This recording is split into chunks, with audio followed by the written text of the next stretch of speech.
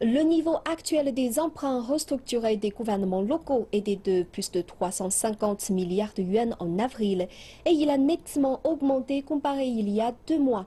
Cela signifie que de plus en plus d'emprunts à court terme des gouvernements locaux sont restructurés en emprunts à long terme pour soulager la pression pour les rembourser.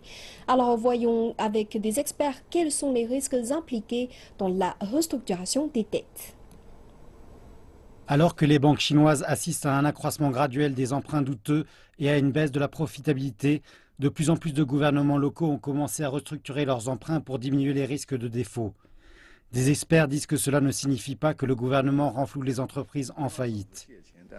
Si les gouvernements locaux empruntent de l'argent en se disant que quelqu'un va les renflouer, ce n'est pas acceptable. Les gouvernements locaux devraient avoir des bilans très clairs et quiconque emprunte de l'argent est responsable de le rembourser. Les entreprises devraient assumer les conséquences de l'économie de marché. La Chine permettra aux institutions financières de faire banqueroute.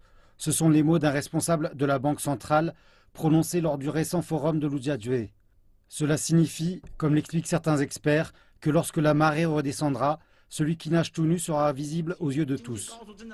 Certains problèmes ont été cachés par la croissance à haute vitesse de la Chine.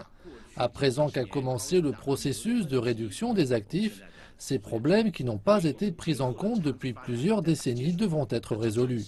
Ceci est requis par la réforme chinoise actuelle de l'offre et la nouvelle normalité.